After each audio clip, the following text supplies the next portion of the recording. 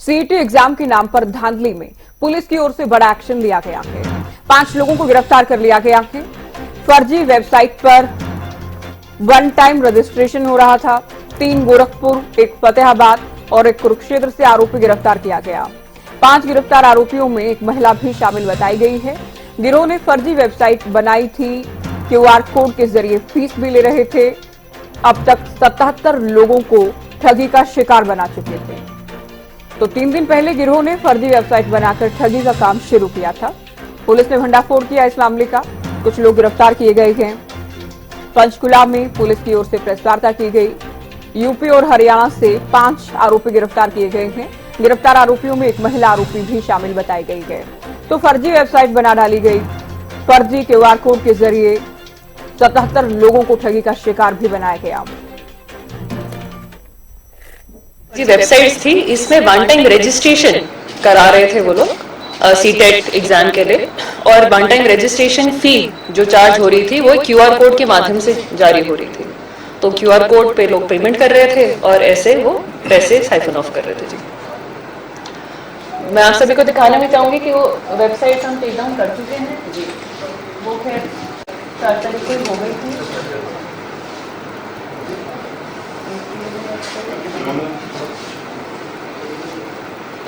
यदि आप इनको अब खोलने की कोशिश करेंगे दोनों यूआरएल्स को, तो ये लिंक नॉट फाउंड दिखाएंगे। और ये उसी दिन रात को 4 तारीख का ही हो गया था, ताकि कोई और बच्चा, कोई और अभ्यर्थी इसका शिकार ना हो। आपको ले चलते हैं डीसीएफपी ऑफिस से। हमारे संवाददाता उमंग शोरान इस वक्त सीधे लाइव हमारे साथ जुड़ गए हैं। उमंग, फर्जी वेबसाइट बनाकर 77 लोगों को ठगा गया। फिलहाल 5 आरोपी गिरफ्तार कर लिए गए हैं। पंचकुला पुलिस ने जानकारी दी। जी बिल्कुल ज्योति, देखिए एक बहुत बड़ा फर्जीवाड़ा जो सामने आया। हालांकि इसे समय रहते ही जो हरियाणा कर्मचारी चयन आयोग ने इसकी शिकायत पंचकुला पुलिस में की और उसके बाद पुलिस ने त्वरित कार्रवाई करते हुए इसमें 5 लोगों को गिरफ्तार भी कर लिया गया है, जिसमें एक महिला शामिल है। आज इसी मामले में उन्होंने प्रेस कॉन्फ्रेंस की। इस दौरान आयोग के मेंबर भी वहां साथ में रहे। उन्होंने बताया कि किस तरीके से जब 4 तारीख को रजिस्ट्रेशन शुरू हुई तो उस वक्त ही उनके पास जब ये सूचना जैसे ही पहुंची कि फर्जीवाड़ा हो रहा है और एक फर्जी वेबसाइट बनाकर सीटी की उससे रजिस्ट्रेशन करवा कर और पैसे ठगे जा रहे हैं क्यूआर कोड के माध्यम से, यूआरएल पर क्लिक करने के माध्यम से, तो उस पर तुरंत कार्रवाई करते उन्होंने तुरंत इसमें पंचकुला पुलिस सेक्टर 5 थाने में पहले कंप्लेंट की, एफआईआर दर्ज कराई और उसके बाद इसमें कार्रवाई करते हुए पंचकुला पुलिस की जो टीम है उसमें खास तौर पर डीसीपी क्राइम अमित दहिया है, उनके नेतृत्व में टीम ने 5 लोगों को गिरफ्तार किया है। और ये जो बस्ट हुआ है पूरा जो ये रैकेट है, इसमें 5 लोग शामिल हैं, इनमें एक महिला भी जो है शामिल है।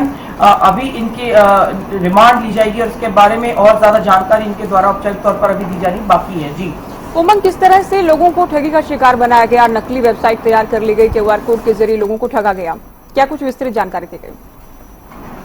जी बिल्कुल, ये सवाल भी हमने ज्योति आयोग के जो मेंबर यहाँ पहुंचे थे जहां उनसे पूछा कि देखिए एक बहुत संवेदनशील मामला है, बड़ा सेंसिटिव मैटर है और ऑनलाइन फ्रॉड के जमाने में खुद आयोग को भी सतर्क रहना चाहिए इस तरह किसी भी ठगी के मामले में। जैसे ही रजिस्ट्रेशन शुरू हुई है, आज 3रा दिन है और उनका दावा है कि पहले दिन ही हमने रोक लगा ली, पर सवाल ये है कि पहला दिन भी ऐसा क्यों हुआ?